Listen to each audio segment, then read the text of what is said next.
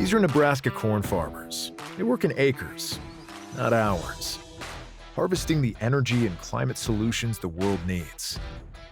We are proud to stand with you.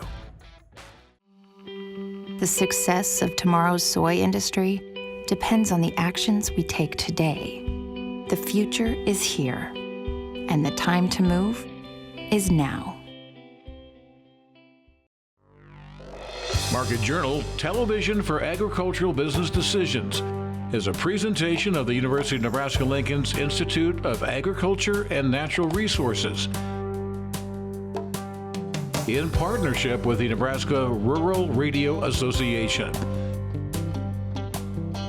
Promotional support provided by the Nebraska Farmer Magazine and partial funding provided by the Nebraska Soybean Board and the Nebraska Corn Board.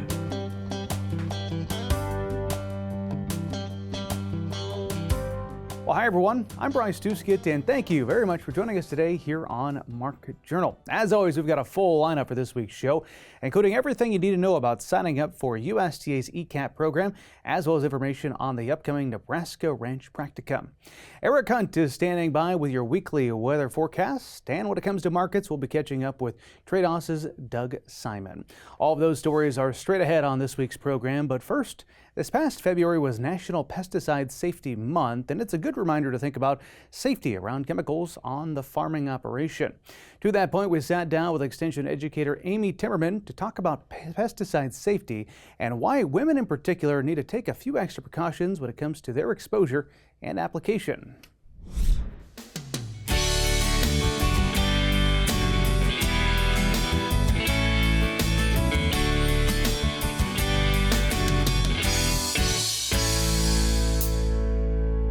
So when we look at it with pesticides, it doesn't matter if it's a general use product you're able to go buy at Lowe's or Home Depot, or you have to go to your local co-op. All those products have labels on them that are giving us guidelines on how we're supposed to protect ourselves, and that's usually in the regards of public or personal protective equipment. As we look at pesticides as a whole, there's been a lot of news and media about different impacts of different pesticides on human health. As we dig into the research, there are over 43 different types of cancers that are associated with pesticide exposure for applicators, and those are all primarily focusing on our ag producers and the ag chemicals that we're using. As we transition looking at women's health, there isn't a lot of research on women and the impacts of pesticide exposure, especially when we look at the ag chemical side. Women are the minority of primary applicators when it comes to ag chemicals. That doesn't mean we don't have data, that just means we don't have a lot. And so we are still learning about some of the impacts of those pesticides on women's health. What do we know about women's health? We know breast cancer may be associated with pesticide exposure, but keep in mind when we look at breast cancer, there are so many multifactuals that impact it. Genetic deposition is one of those. The other ones are environmental, health impacts, obesity increases your chances of breast cancer and some other scenarios. We have seen historically that pesticides can impact female reproduction. And so we could go back into history and look at the insecticide DDT sprayed primarily in the 1960s to control mosquitoes, did great for controlling mosquitoes, but it was responsible for a lot of birth defects that we found out later down the line. And we do have some products on the market now if women are exposed during that pregnancy time that could cause birth defects, but we also see links to low birth weights or preterm labor associated with it.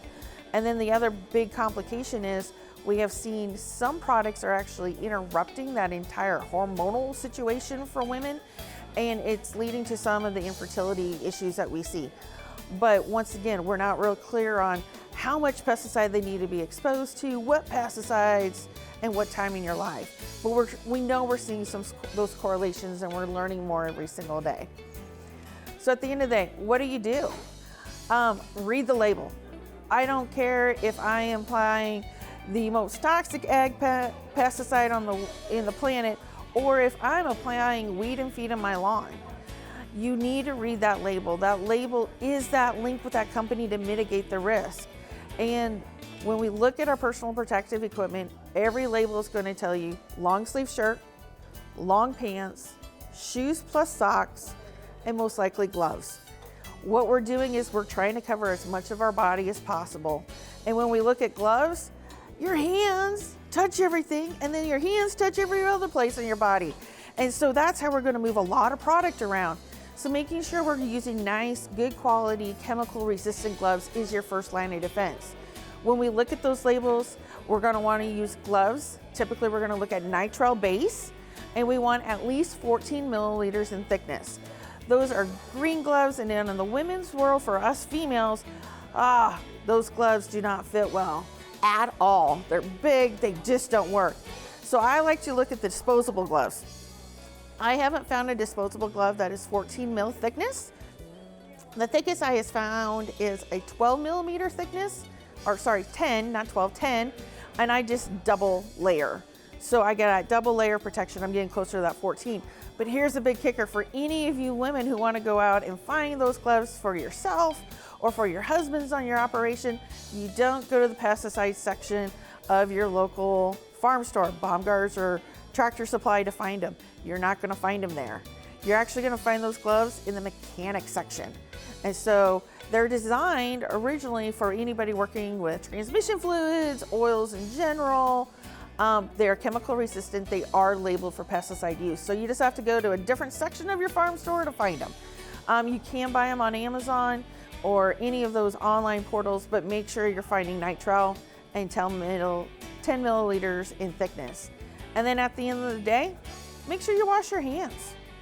Washing your hands, we've learned a lot through COVID and trying to teach our kids how to wash their hands. Sing your ABCs twice. Wash really thoroughly, get in between those fingers, and dry. And the other big trick I will always remind people, you want to wash your hands the minute you get done with that pesticide application, the minute you take those gloves off. If you need to use the restroom, make sure you wash very, very well before you use the bathroom, because that part of your body, when we look at our groin area, is very sensitive to pesticide absorption. It's the highest.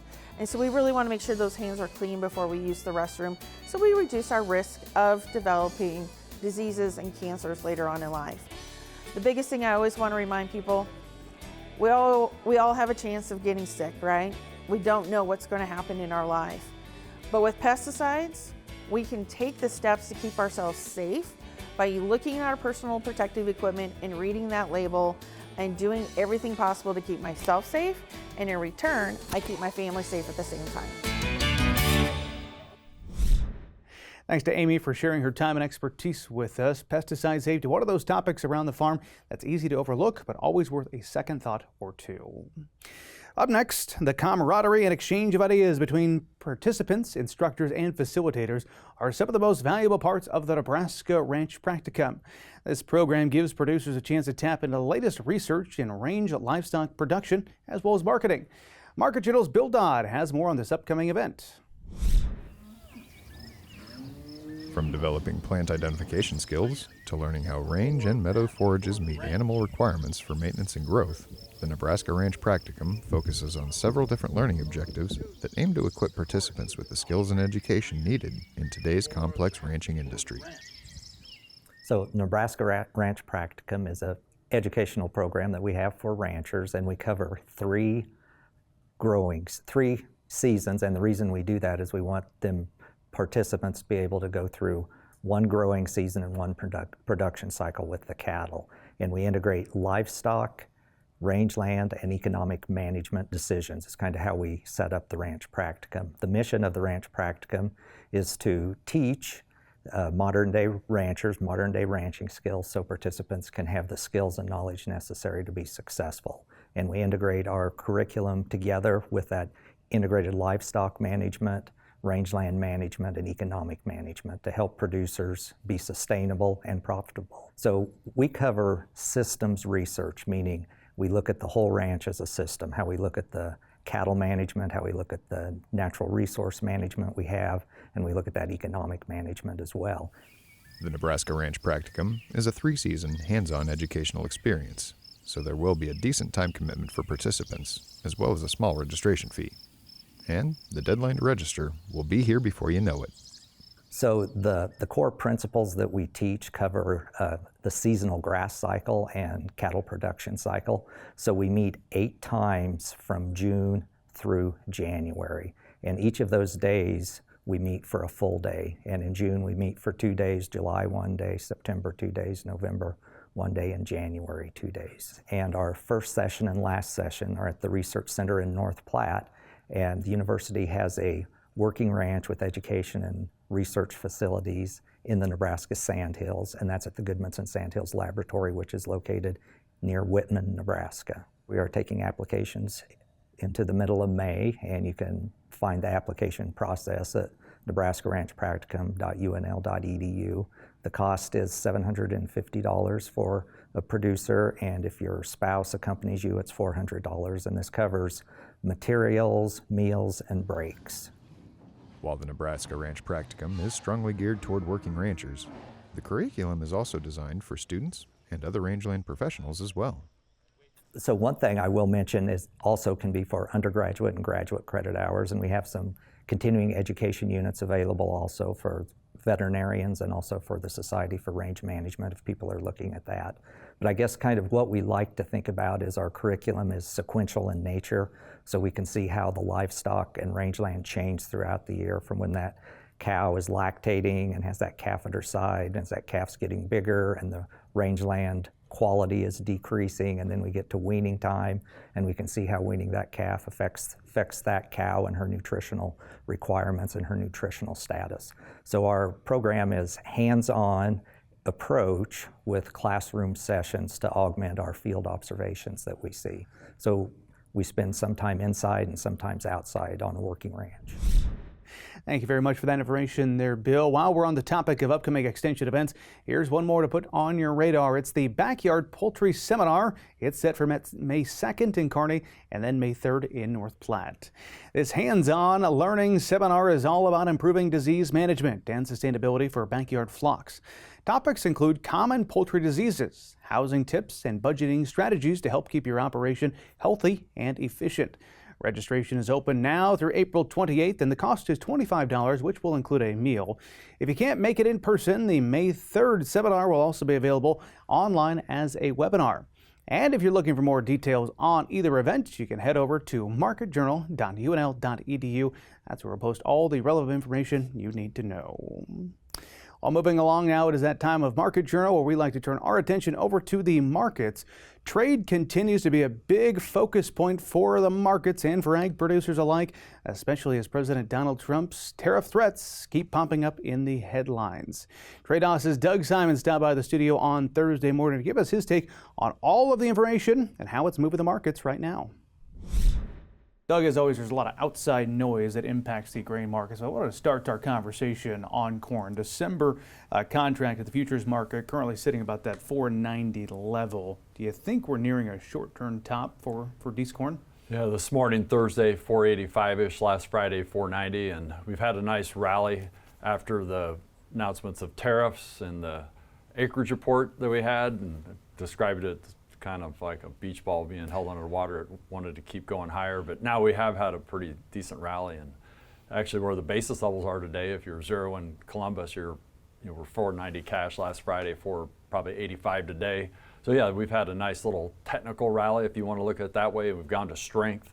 The December contracts at 467 or so this morning, and again that's up from the 440s that we had prior to the acreage report, or around the acreage report, and so we've had a nice little bounce there. So we're looking at making incremental sales here on what we've got left on old crop, and then also looking at the new crop side of it, because we have had strength within this time frame, and which is a seasonally typically a good time to be selling corn between February and June if you look at that historical opportunity that's out there. Mm-hmm. So I guess historically speaking, how aggressive do you get pricing new crop? It's the crop we're planting right now as we speak.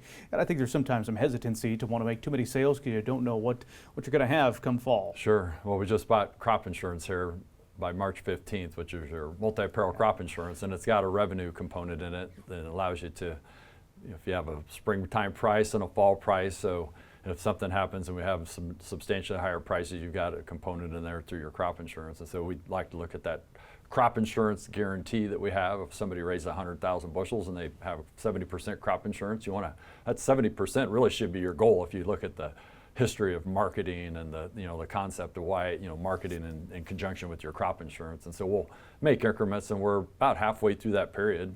So a non-irrigated farmer in Cass County, where I'm from, might be a little bit slower than a farmer that's out in York County that's got irrigation. Your agronomic situation makes a little bit of a difference. But yeah, you want to be looking to get up toward that 40 to 50%.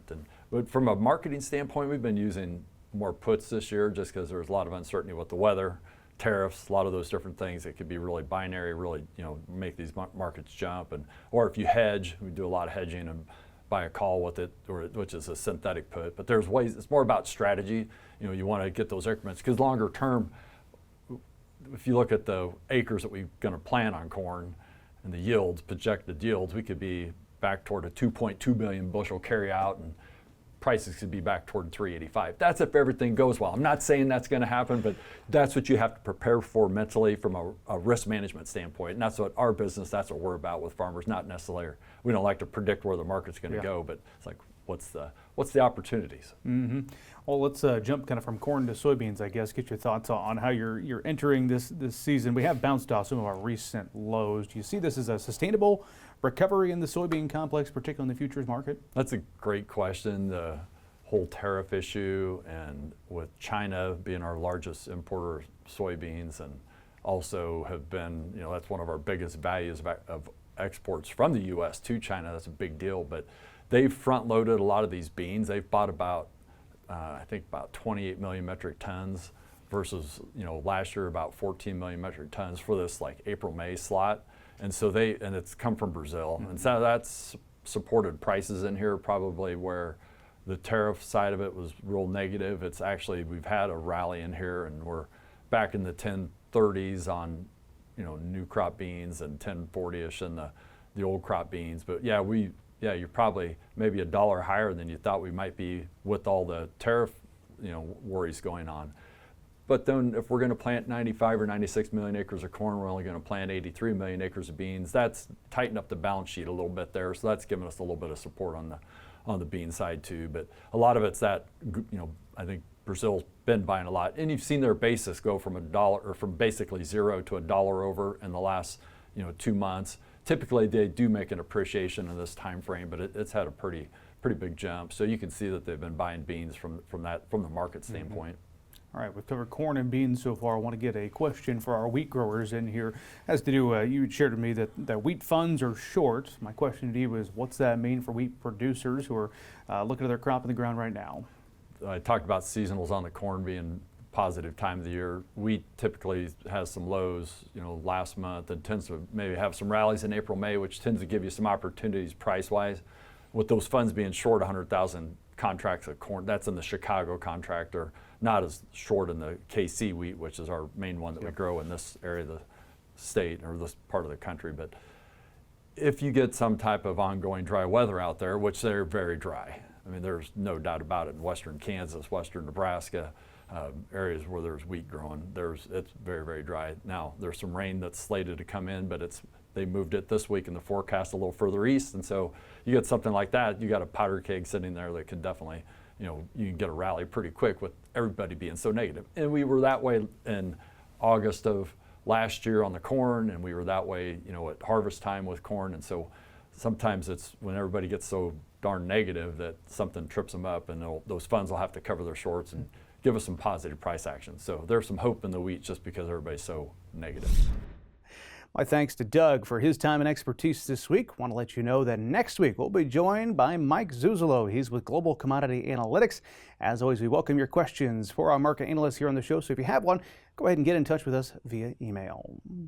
Roger Mendigo, who passed away in January, was a true giant in the field of meat science. He joined the faculty here at the University of Nebraska in 1966 and later led the team that developed the technology behind the iconic McRib sandwich. I like to call him Mr. McRib, but he was always quick to clarify he did not invent that tasty sandwich itself, but he did make it possible. You can read more about his lifetime of impact and innovation in the latest issue of the Nebraska Farmer. Up next, let's get a check of weather with Nebraska Extension ag climatologist and Market Journal chief meteorologist Eric Hunt. Eric, not a lot of moisture to speak of over the past week, and it feels like someone's been messing with the outdoor thermostat with all of these temperature swings. What are you tracking when it comes to the week ahead? Thanks, Bryce. Definitely some better moisture coming up, and I think the temperatures will be a little bit more consistent, a little bit less on the roller coaster as we head to the next week or two. Start with, though, we do have tractor safety training courses being offered throughout the state starting later in May and going through the middle of June. So if you have any kids that might be interested in this, good opportunities coming up. For the weather, Easter Sunday, you'll have a upper level low moving into the central plains. It's going to bring chances for severe weather and lots of precipitation to our south and to our east. But you have a pretty good chance of getting moisture, at least in the eastern half of the state during the day on Sunday.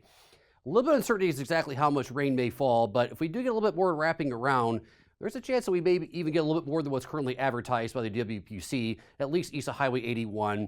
I do think we'll have chances for precipitation about as far west as Broken Bow and Imperial. Panhandle, sorry, you're going to miss out on this one. Moving later in the week, though, everywhere east of Rockies, we're likely to see ridging predominate here through most of next week. But troughing off the west coast, I think, is going to be a very important feature for us as we head through the rest of the month. Now, our temperatures are likely to remain mostly above average this week, especially starting Monday, maybe a little bit cooler on Wednesday in some spots. But for the most part, though, I think we're looking at highs generally in the upper 60s to mid 70s across the state, maybe cracking 80 degrees across portions of south central and southeastern Nebraska on Tuesday. For the most part, though, it's a little bit above average. Precipitation, though, I think as we head into later next week and getting into the end of April, we're going to have a lot of chances for precipitation. So with that troughing being kind of a dominant feature off the west coast, we're going to have a lot of short waves moving into the central portion of the U.S. That's going to create a lot of opportunities for showers and thunderstorms, including, unfortunately, some severe weather. But the good news is I do think the entire state has a pretty good chance of picking up at least 1.5 inches of moisture as we head toward the end of April. There may be chances for the eastern half of the state to get potentially a lot more than that. Again, the CPC does show at least the eastern half of the state and a lot of the central U.S. as having a slight risk of heavy precipitation as we head toward the end of the month and the first portion of May. That rainfall will be very, very welcome, though. We don't need flash flooding, but we've been very dry across most of the state this month, particularly here across portions of east central Nebraska from Clay Center over to about David City and Strasburg, where some places have had almost no precipitation so far this month. Soil moisture has really taken a dive here across most of eastern Nebraska and getting into Iowa and also here in the western portion of the Sandhills and Panhandle where we didn't have a whole lot to begin with. Drought monitor, we did see quite a bit of drought reintroduced here across portions of south central and eastern Nebraska, so we now are back to 90% of the state being in drought again. And looking at groundwater percentiles, most of the state is not in great shape, but we are particularly not in good shape here across the southern border, especially across portions of southwestern Nebraska, the western Panhandle, and realistically, pretty much all of the western front range is, generally speaking, very, very dry with groundwater. More of an indication that we never really have fully recovered this area from the drought that started in 2020. Soil temperatures, generally speaking, across the state above 50, cracking 60 degrees here across portions of southeastern and southwestern Nebraska. And we are likely to remain pretty warm here across this region of the country for the next couple of weeks, I think. So I'm cautiously optimistic that we're done with frost here across south central and eastern sections of the state for the foreseeable future, actually probably through next fall. And here's precipitation around it for the week ending April 12th, 2025. Back to you, Bryce. All right, thanks for that update, Eric. Finally today, you might remember that recently our team was on the ground at Camaraderie Classic, which took place in Denver this year. And while we were at that event, we heard directly from Secretary of Agriculture Brooke Rollins about a new plan from the Trump administration to roll out money for farmers that are facing lower commodity prices and rising input costs. That program is called ECAP, the Emergency Commodity Assistance Program. As input costs keep rising, crop prices continue to slide, and trade uncertainty hangs over the industry, ECAP is out there and designed to offer some relief and stability for producers working through all of it. This is the Emergency Commodity Assistance Program. It was created as a part of the American Relief Act by Congress at the end of last year. $10 billion allotted for the program. It's designed to help our commodity crop producers mitigate the impacts of declining prices and increasing input costs. So, here in Nebraska, it'd be, kind of our main commodity crops, right? Corn, soybeans, wheat, grain, sorghum. For our friends out west, chickpeas, dry peas. So there's a fairly extensive list, but it's our main commodity crops that are part of this program. It's a per acre flat payment. The payment amounts vary depending on the planted crop, but it's a per acre payment. Now, the deadline to apply is not until August, so there is still plenty of time to get signed up for ECAP. But here's the thing, the sooner you apply, the sooner you can receive up to 80% of your projected payment. It's a fairly straightforward application process, and there's multiple ways that producers can actually apply. So FSA is generating pre-filled application using their 2024 acreage certification numbers to pre-fill that application, and producers should be receiving those in the mail sometime soon. If they don't want to wait, which is perfectly fine, they also can talk to their county FSA office, and the FSA office can generate that application and work with that producer in person or also online, right? So you can talk to your county FSA office and get a signature on that application using our box and one span electronic signature option as well. And then a third opportunity for producers to apply is to go online and get a secure farmers.gov login.gov account where they can access that application and sign it and submit it themselves. So as producers complete their application and make sure all their paperwork's in, those payments are being issued. So it's not like we're waiting all the way up till that August 15th deadline to issue the payments. When a producer has a completed application filed with our office and signed, those payments are going out. I would say there's an 85% payment factor that's being put on those right now so that we can assure that we have enough funding out of that $10 billion for all producers across the nation. And then after that August 15th deadline, if there's money left over, there would be a second payment that would go out. We appreciate Bobby taking some time to share the latest information when it comes to that ECAP program. If you'd like to learn more, just reach out to your local FSA office or visit FSA online, the website fsa.usda.gov, and search for ECAP. That is going to do it, folks, for this week's show. With planters continuing to roll all across the heartland, we know it is a busy time for you, so I want to say thank you for joining us. And we'd also love to share some of your planting photos on next week's show. So go ahead and tag us on social media and show us how things are looking in your part of the state. We'll hope to see you right back here next time. But until then, I'm Bryce Tuskett, wishing you a safe and productive week.